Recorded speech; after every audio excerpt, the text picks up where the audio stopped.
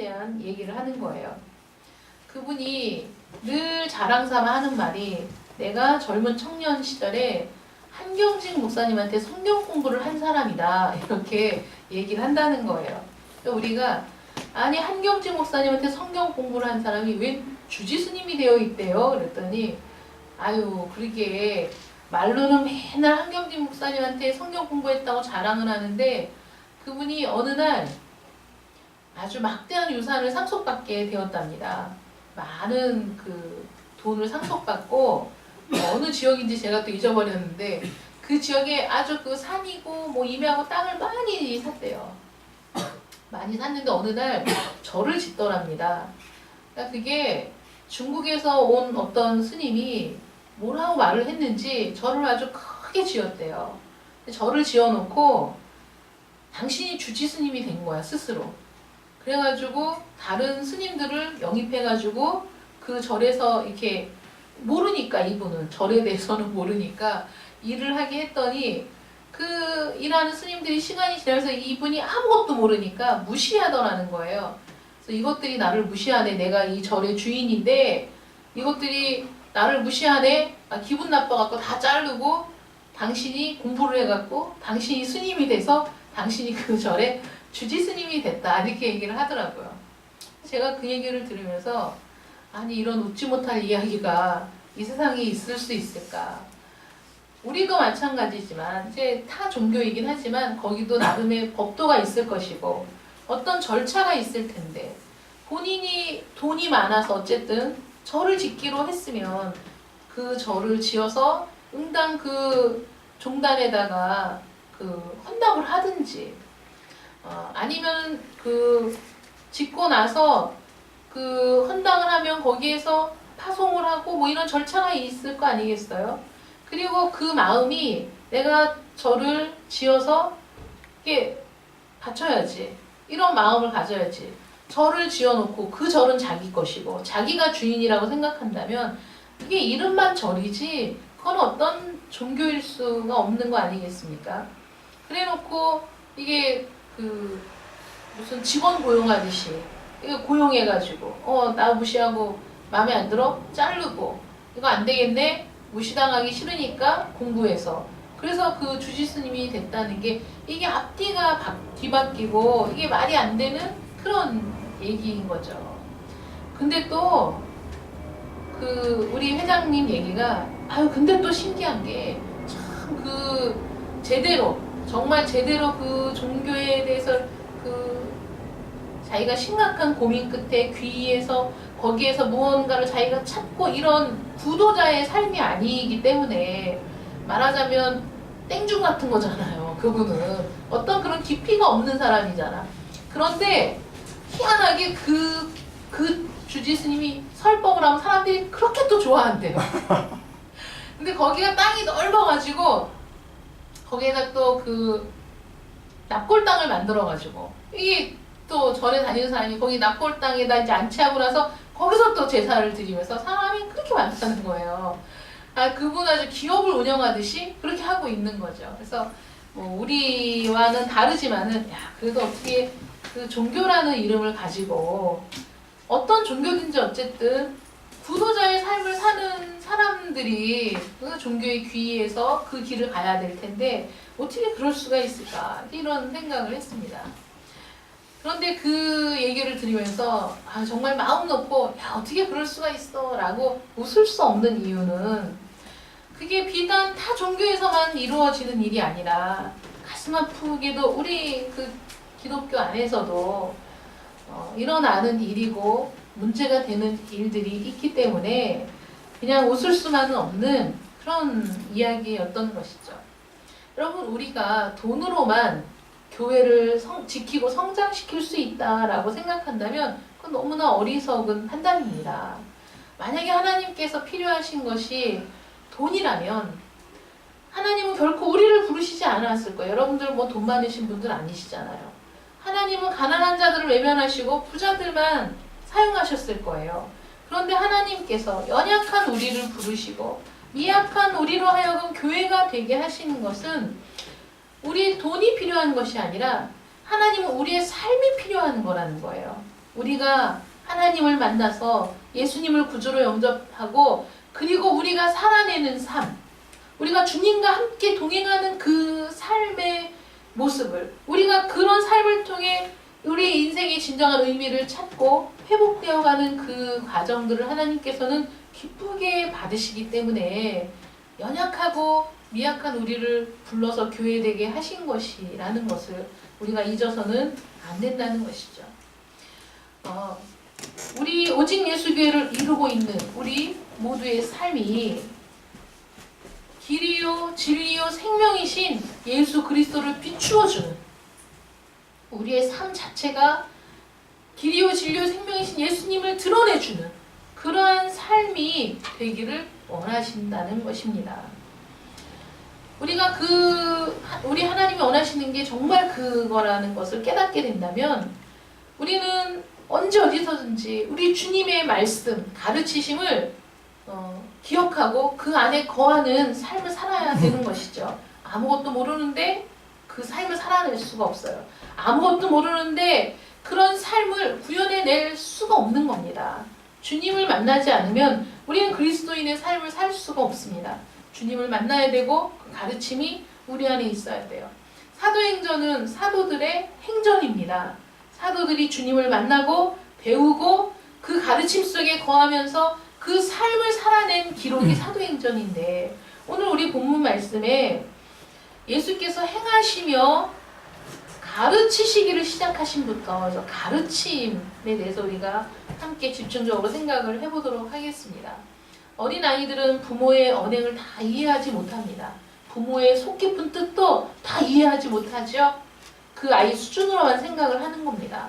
수준 차이가 있기 때문인데, 우리와 우리 하나님의 차이는 창조주와 피조물의 차이. 도무지 하나님의 생각을 이해할 수 없고 그 길을 알 수 없는 게 우리의 한계입니다.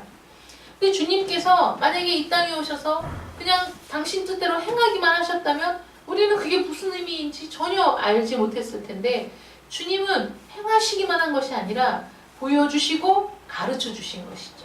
제자들을 데리고 3년을 다니면서 그들에게 보여주시고 가르쳐 주시고, 그래서 하나님의 나라가 무엇인지, 주님의 뜻이 무엇인지, 하나님의 뜻이 무엇인지를 일러주셨다는 겁니다. 가르치심은 예수님의 주요 사역이었을 뿐만 아니라 우리 모든 그리스도인들에게 있어서도 우리에게 주신 소명 중에 하나가 바로 가르치는 일인데요. 여러분 생각해 보세요. 가르칠 수 있다는 건 무언가를 배우기 전에는 절대 가르칠 수가 없는 겁니다. 배워야만 가르칠 수 있는 거예요. 그거 누가 잘 가르치겠습니까? 잘 배운 사람이 잘 가르치는 거죠. 잘 배워야 되고 의미를 알아야 되고 무슨 뜻인지를 알아야지 가르칠 수 있는 거예요. 최소한 가르침을 받는 사람보다 몇 배는 더 많이 알아야지 가르칠 수 있는 거예요. 내가 알고 있는 모두를 가르칠 수 있는 능력이 우리는 사실 부족하죠. 내가 알고 있는 것 중에 70~80%만 가르칠 수 있어도 굉장히 잘 가르치는 겁니다. 근데 먼저는 우리 안에 담겨야 돼요. 배워야 되고 우리 안에 그 지식이 있어야지만 가르칠 수 있는 건데, 우리 주님께서 제자들에게 이렇게 말씀하셨습니다. 그러므로 너희는 가서 모든 민족을 제자로 삼아 아버지와 아들과 성령의 이름으로 세례를 베풀고 내가 너희에게 분부한 모든 것을 가르쳐 지키게 하라. 볼지어다 내가 세상 끝날까지 너희와 항상 함께 있으리라 하시니라. 마태복음 28장 19절 20절 말씀인데요. 여기에서 보면 내가 너희에게 분부한 모든 것을 가르쳐 지키게 하라 이렇게 말씀하시거든요. 그냥 가르치는 게 아니에요. 막 가르치는 게 아니고 내가 너희에게 가르친 바대로 내가 너희에게 분부한 것을 가르쳐서 지키게 하라. 이 명령을 제자들을 부른 초창기에 말씀하신 게 아니에요. 3년 동안을 숙식을 함께하며 제자들에게 우리 주님이 하나님 되신 모든 그 기적과 이적을 보여주시고 가르쳐주시고, 그리고 나서 마지막에 주님이 승천하시기 직전에 이 위대한 명령을 하신 것입니다. 주님께서 가르치신 것을 가르치라는 거죠. 주님께서 가르쳐 주신 것 아니고는 인간과 세상을 가르칠 어떤 것도 우리 안에 있지 않습니다. 주님의 가르침을 진지하게 받아들이고 그 말씀대로 살면서 그 말씀을 또 전하기 위해서는 우리가 항상 두 가지를 유념해야 됩니다. 첫 번째는 뭐냐면 상처받기를 두려워해서는 안 된다는 거예요. 여러분 요즘 우리 아이들도 그렇지만 참 연약하다는 생각을 지울 수가 없어요.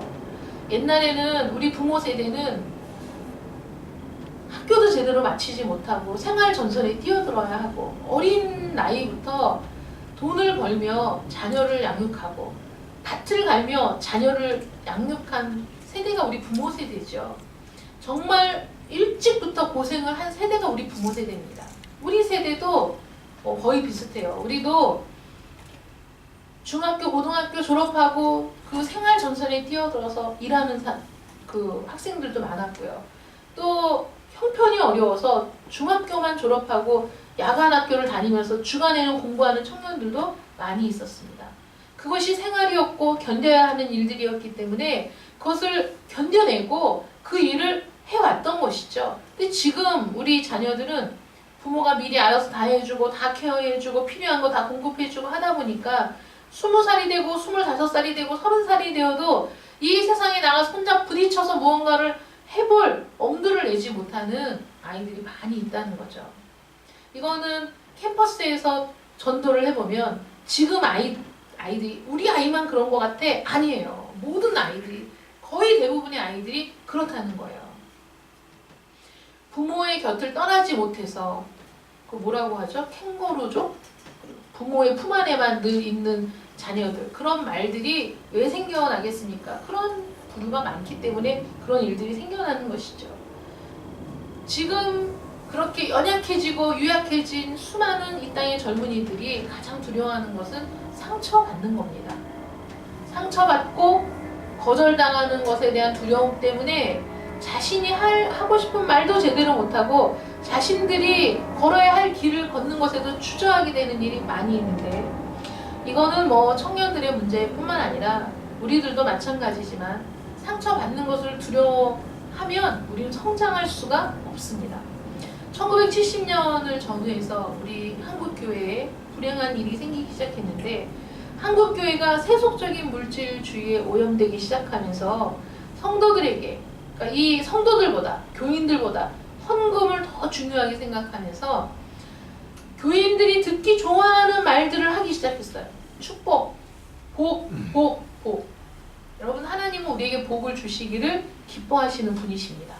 하나님이 우리에게 주시고자 하는 복이 세상이 주는 복하고는 차원이 다른 거예요. 세상이 말하는 복은 하나님이 복이라고 하시지 않는 거예요. 근데 우리 모든 그리스도인들이 그 수많은 순교자의 그 피를 통해 세워진 교회들이 그들이 순교할 당시에 오직 말씀을 사수하기 위해 순교당했던 그 믿음을 저버리고 세상과 우리는 양합하고 세속적인 가치관을 받아들이고 그 세속적인 가치관대로 하나님의 복을 왜곡시키면서 물질 만능주의에 교회가 젖어들기 시작했다는 겁니다. 그것 때문에 성도들에게 회개하라는 말을 하는 강단이 줄어들고 회개하라는 말조차도 성도들이 싫어하는 거예요. 회개하라 그러면 싫어해 성도들이. 내가 회개할 게 뭐가 있어서 맨날 목사님이 회개하라는 거야. 옆에 교회 가니까 맨날 복 받으라고 하니까 얼마나 좋아. 이러면서 복 받으라는 말을 더 듣기 좋아하는 것이죠. 그래서 상처를 주는 말 싫어. 회개하라는 말도 싫어. 우리가 죄 지었다는 죄인이라는 말도 듣기 싫고 이렇게 신앙생활이 나태해지기 시작하면서 교회가 외형적으로는 엄청나게 성장했지만 내면적으로는 곪고 썩어 터지고 부패해지기 시작했다는 거예요.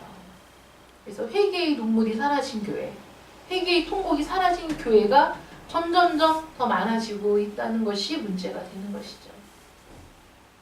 그러나 상처받지 않고 주님의 가르침을 받을 수가 없다는 거예요.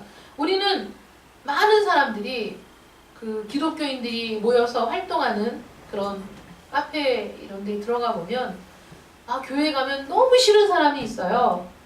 나는 그 사람만 보면 은혜가 안 되고 난 그 사람이 아예 없어졌으면 좋겠어요. 이런 고민을 올리잖아요. 그러면 교회로 옮기십시오. 이런 댓글이 엄청 많습니다. 여러분 교회를 평생 옮겨도 모두가 내 마음에 맞는 사람들만 있는 교회가 있을까요? 없을까요? 없습니다. 그럼 나는 어딜 가든지 누구에게나 마음에 드는 사람일까요? 아니잖아요.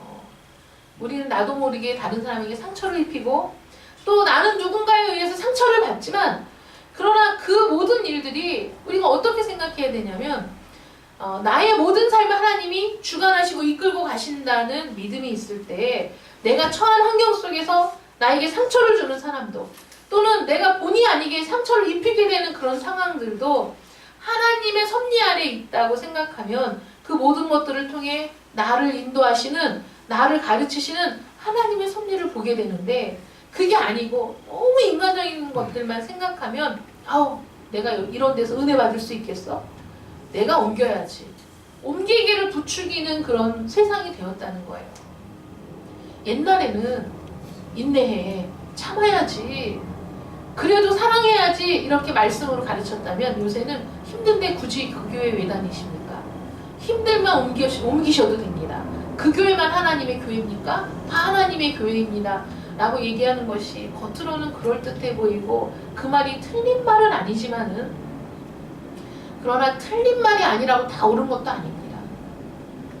옳은 말 같지만은 그래서는 그 사람이 제대로 성장할 수가 없어요. 여러분 직장에 들어갔는데 직장에 들어가면 나를 힘들게 하는 사람이 없습니까? 다 성인들이니까 다 이게 말로 이게 이해가 되고 뭐 이게 서로 이게 돼서 그럴 일이 없겠지. 천만의 말씀이죠. 정말 이상한 사람들 많이 있습니다. 그러면 여러분들의 남편이 여러분들의 자녀가 직장에 들어간 지 한 달도 안 돼서 그만둬. 아니 왜 그만둬? 거기 진짜 또라이 같은 인간이 있어가지고 내가 거기 다니다가는 제명에 못 죽을 것 같아. 그만둬. 또 옮겨. 거기서도 또 그만둬. 옮겨. 또 그만둬. 여러분 그렇게 살면 됩니까? 여러분들의 자녀들이 그렇게 살라고 여러분들은 말씀하시겠어요? 뭐라고 하시겠어요? 참어. 인내해. 어디 가든 똑같다.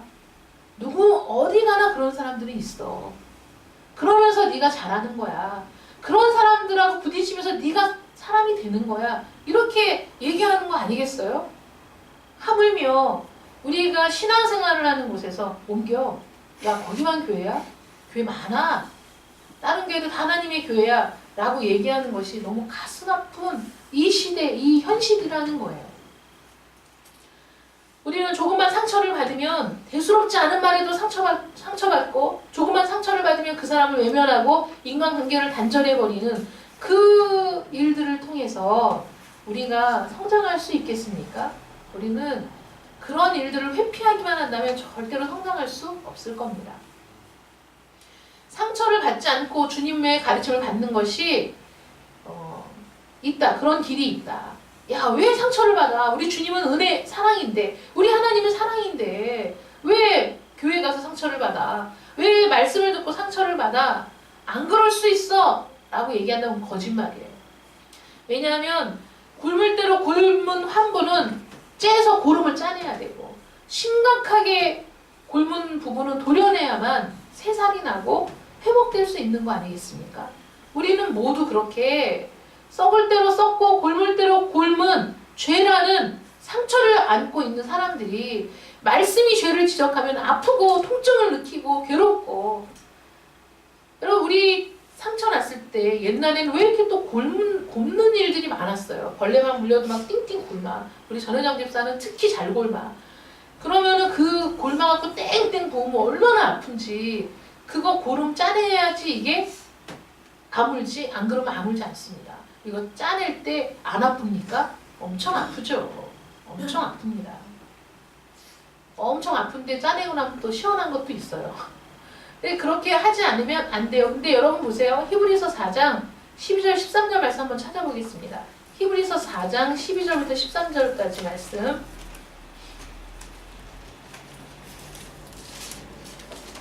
신약성경 히브리서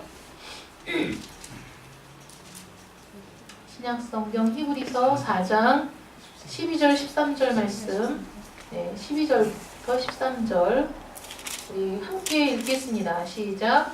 하나님의 말씀은 살아있고 활력이 있어 좌우의 날선 어떤 검보다도 예리하여 혼과 영과 및 관절과 골수를 찔러 쪼개기까지 하며 또 마음의 생각과 뜻을 판단하나니 지으신 것이 하나도 그 앞에 나타나지 않음이 없고 우리의 결산을 받으실 이의 눈앞에 만물이 벌거벗은 것 같이 드러나느니라. 아멘.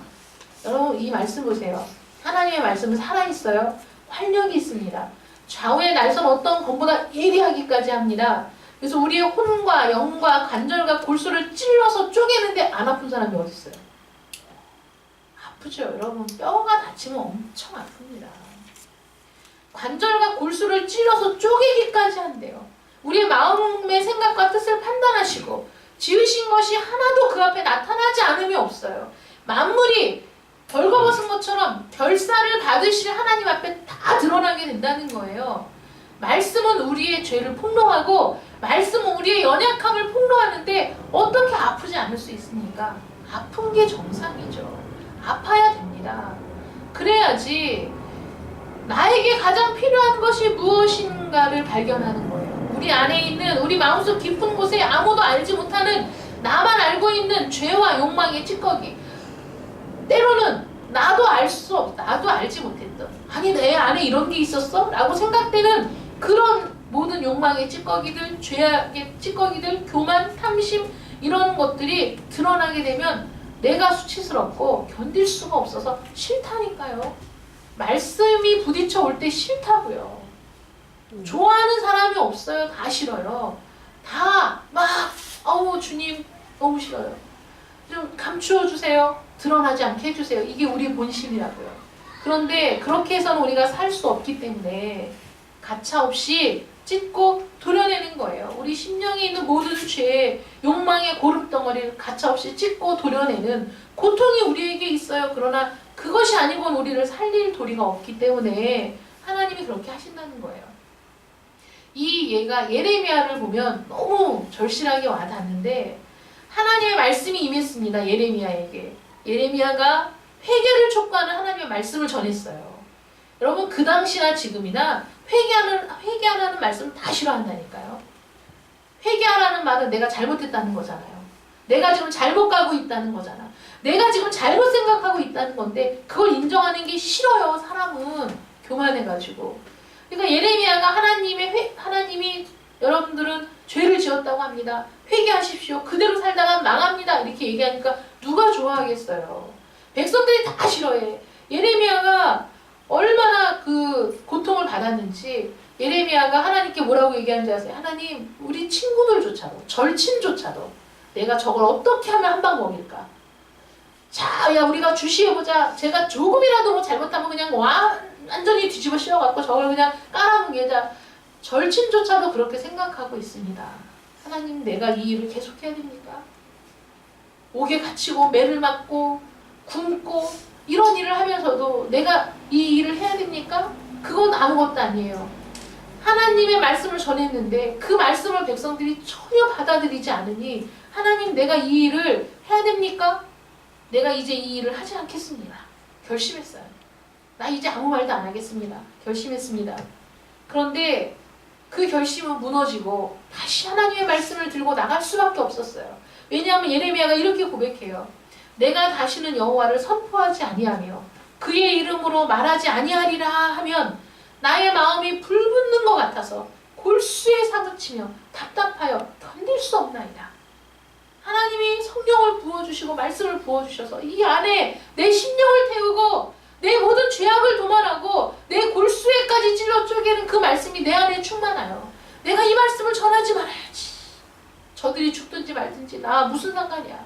말하지 말아야지. 그렇게 생각만 해도 이 안에 있는 말씀이 그냥 불타올라가지고 내 마음이 막 불붙는 것 같고 말하지 않으면 답답해서 견딜 수가 없으니 핍박을 당해도 전하고 무시를 당해도 전하고 그럴 수밖에 없나이다.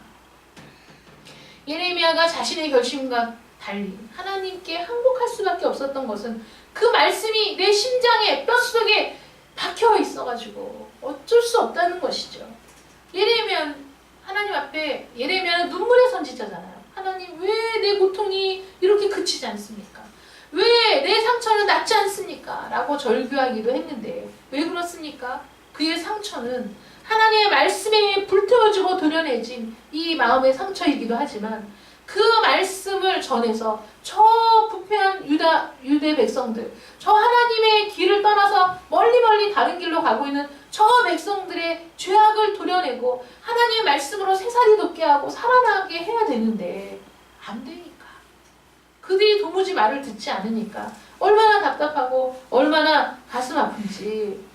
예레미야는 오직 하나님의 말씀에 붙들려서 이 세상의 영광을 추구하는 것이 아니라 그 말씀에 의한 고통과 상처를 두려워하지 않고 그 말씀을 붙잡고 나아갔던 위대한 선지자였습니다. 여러분, 이 세상에서 지식은 아무리 쌓아도 지식을 쌓는 당사자의 심령에 상처를 입히지 않습니다. 이 뇌에 지식이 쌓여갈 뿐이죠. 그런데 주님께서 가르치시는 진리의 말씀은 우리의 심령에 깊이 새겨져서 우리 안에 있는 그릇되고 더러운 모든 것들이 찢어지고 도려내어져 우리가 상처를 입으나 그 상처는 우리를 죽이는 상처가 아니고 오히려 거기가 새살이 돋고 그래서 새로운 생명을 살게 되는 그러한 상처가 되는 겁니다. 여러분 생각해 보세요. 사람이 허물을 찢지 않고 새롭게 변화될 수 있습니까? 지나간 과오를 찢어서 도려내지 않고 새 삶을 살 수 있습니까? 내 잘못을 하나님 앞에 다 내어놓지 않고 어떻게 그 사람이 새로운 사람이 될 수 있습니까? 불가능하다는 거예요. 어제의 허물, 오늘의 허물을 찢어내고 그리고 내일의 생명이 더 나은 생명이 되도록 그렇게 살아가는 것이 저와 여러분 하나님께 부름받은 성도의 삶이어야 된다는 겁니다. 그러므로 주님의 가르침을 받을 때 우리는 상처받기를 두려워해서는 안 된다는 거예요.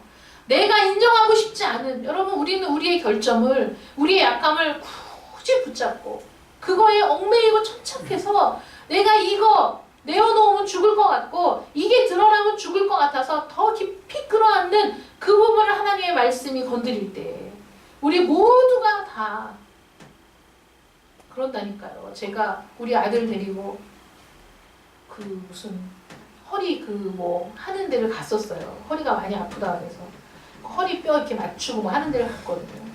근데 저보고 하라 그래가지고 난 그거 별로 안 좋아하는데 하라 그래갖고 제가 누웠잖아요. 근데 막 뭐 허리가 틀어졌느니 어깨가 틀어졌느니 막 이러더니 발가락을 그 뼈 있는 데를 이렇게 막 그 누르면서 지압을 하는데요. 얼마나 아픈지 제가 그냥 발로 그 선생님을 막 얼굴을 거듭아 찰 뻔했다니까요. 욕이 나와 막 그냥 아파 죽겠다고 내가 그만하라고 안 해도 된다고 그래갖고 거기 같이 갔던 목사님들이 다 웃겨 죽는다고 아니 웃겨 죽든지 말든지 나는 죽을 것 같으니까. 근데 그 사람이 나를 죽이려고 한 건 아니고 고쳐주려고 한 건데 너무 아프니까 화가 나고 발길질을 할 뻔했어요. 진짜로. 우리가 어딘가가 아플 때 고치는 과정은 힘들 수밖에 없고 고통스러울 수밖에 없어요. 그런데 그 고통을 당할 때는 다 싫어. 화가 나고 신경질 나고 내가 왜 이런 고통을 당해야 되지? 이런 생각이 들지만 그 과정을 거쳐야 회복이 되는 것처럼 말씀이 우리를 찢을 때 아프지만 그러나 이것이 내가 새롭게 사는 길이라고 우리가 말씀을 붙잡을 때 우리는 상처를 두려워하지 않는 그래서 하나님 주님의 가르침이 우리 심령 가운데 그대로 들어와서 우리를 살리게 하는 그런 역사를 경험해야만 주님의 말씀을 전할 수가 있죠. 아픈 사람에게 가서 아프지 아파서 쉬고 싶지 그래도 교회 와야 돼. 말씀을 들어야 돼. 라고 얘기하다 뺨을 맞았어. 내가 이렇게 아파 죽겠는데 내가 교회를 갈 수 있냐고. 그래도 와야 살아. 내가 경험했기 때문에 와야 살아. 힘들어 죽겠지. 말씀이 안 들어오지. 그래도 와야지. 라고 말할 수 있는 거예요. 나가서 누가 전도할 수 있겠어요. 그들을 전도할 때 그들의 생명을 살리는 일이라는 확신이 있을 때만 우리가 냉대를 당해도 때로는 물을 뒤집어 써도 나가서 전할 수 있는 거죠. 내가 먼저 주님의 가르침으로 내 심령이 온전히 변화되고 치유될 때 그때 우리는 그 말씀이야말로 사람의 생명을 살리는 것임을 알고 나가서 전할 수 있게 되는 겁니다. 두 번째로는 겸손하게 받아야 돼요. 말씀을. 내 생각과 내 고집을 꺾고 그 말씀이 가장 옳은 말씀이라는 것을 인정해야만 됩니다. 왜냐하면 우리는 연약한 자들이잖아요. 말씀드렸잖아요. 우리와 주님의 차이는 창조주와 피조물의 차이. 뛰어넘을 수 없는 간극이 있는 너무나 멀리 떨어진 그런 차이잖아요. 우리는 아무리 해도 이걸 뛰어넘을 수가 없어요. 피조물이기 때문에. 그러니 하나님이 우리를 위해 계획하신 모든 일들이, 하나님이 우리를 위해 섭리하시는 모든 일들이 우리가 이해할 수 없다고 NO! 나는 받아들일 수 없습니다. 나는 도무지 무슨 일인지 알 수가 없어요. 라고 말하면 안 된다는 거예요. 나는 이해할 수 없지만 하나님의 말씀이라면 내가 받겠습니다. 수용하겠습니다. 순종하겠습니다. 라고 생각할 때 그 말씀을 따를 수 있습니다. 내가 형편없이 연약한 존재라는 것을 자각한 사람만이 하나님을 의지할 수 있다는 것이죠. 내 약함을 깨달으면 깨달을수록 전능하신 하나님을 의지할 수밖에 없는 겁니다. 우리 딸하고 같이 차를 타고 가면서 친구에 대한 얘기를 했어요. 근데 제가 그런 생각이 들었어요. 야, 정말 나를 정말 걱정해주는 친구. 언제나 내 편이 되어주는 친구. 내가 슬플 때 함께 울어주고 내가 기쁠 때 누구보다도 자기 일처럼 기뻐해주는 그런 친구가 한 사람이라도 있다면 그 사람은 참 행복한 사람일 텐데, 그렇게 얘기를 했어요. 근데 그 순간 성령께서 제 마음에 이런 음성을 들려주시는 거예요. 너는 있잖아. 여러분, 저는 인간적으로 친한 친구가 있어요. 정말 그 친구와 평생을 함께 친구로서 지낸다는 건 저에게 큰 행복인데, 그게 아니고 성령께서 내 마음에 너는 있잖아. 너는 그런 친구가 있잖아. 그 음성이 들리는 순간에 우리 주님이 다 떠오르는 거예요. 그래, 나는 예수님이 있지. 예수님 같은 친구가 어디 있어? 예수님 같은 친구가 이 세상에 어디 있어? 언제나 나와 함께 하시지. 언제나 내 편이 되어주시지. 내가 잘못한 일이 있어도 비난하시는 것이 아니라 눈물을 흘리며 나의 잘못된 부분을 위해 간구하시는 분이시지. 우리 주님 같은 친구가 어디 있나 그 생각을 하는데 정말 왈칵 눈물이 쏟아지는 거예요. 내가 이 주님이 나의 친구, 나의 주님이시기 때문에 내가 다른 사람들에게, 친구가 없어 외로운 사람, 너무나 고통스러운 사람들에게도 주님을 바랄 수 있는 거예요. 이 주님이 너의 구주가 되면, 이 주님이 너의 친구가 되면 아무리 힘들고 어려워도 그 가운데 평안을 누리고 행복할 수 있어. 하나님은 우리에게 주님을 보내주실 때 우리 안에 함께 거하시는 주님이 우리의 영원한 동반자가 되어주시고 친구가 되어주시고 또 나의 모든 것이 되어주시는 분임을 우리에게 알라고 깨달으라고 주님을 우리 눈에 보여지게 보내주신 거 아니겠습니까? 성령께서 우리 안에 주님이 가르쳐주신 말씀이 생각나게 하시고 그 의미를 분명히 알게 하셔서 순간순간 때때로 맞아, 주님이 있지. 주님은 나의 영원한 친구. 주님은 나의 모든 것. 주님이 계시면 어떠한 상황 속에서도 나는 힘들지 않아. 외롭지 않아. 우리 주님만 있으면 돼. 야, 정말 주님 한 분만으로 만족해. 라는 고백이 나오게 될 때 너무 감사했습니다. 여러분들에게도 주님이 그런 주님이시길 축원합니다. 그 주님이 여러분들에게 말씀을 가르치시고 성령으로 일깨우시고 여러분들과 동행해 주신다는 것을 기억하시고 그 말씀 가운데 거하시면서 이제 나가서 그 말씀을 담대하게 전할 수 있는 여러분들 되시기를 축원합니다. 기도하겠습니다. 사랑의 하나님 감사합니다. 은혜로 우리를 부르시고 긍휼로 우리를 안으시는 하나님께서 우리 주 예수 그리스도를 통해 하나님의 나라를 알게 하시고 또 하나님의 뜻을 깨닫게 해주시고 우리가 하나님의 자녀로 살아갈 수 있도록 인도하신 은혜를 감사합니다. 우리 주님께서 말씀을 통해 우리의 썩은 심령의 환부를 드러낼 때, 상처받게 될 때, 고통스러울 때 하나님 회피하지 말고 도망가지 말고 그 말씀으로 우리 심령에 썩고 곪은 부분이 다 도려내어지도록, 그리고 그곳에 새살이 돋아나 우리가 새 생명으로 살아가는 자들이 될 수 있도록 인도해 주시기를 간절히 원합니다. 겸손한 마음으로 말씀을 받게 하시고 상처를 두려워하지 말고 주의 말씀에 우리 자신을 노출시킬 수 있도록 도와주시며, 그 말씀이 우리의 심령 가운데 박혀 우리의 관절과 골수까지 찔러 쪼개기까지 할 때 오히려 기뻐하고 감사하면서 하나님의 은혜를 더 풍성하게 누리는 저희들 되게 하여 주시옵소서. 예수님의 이름으로 기도드립니다. 아멘. 찬송하겠습니다.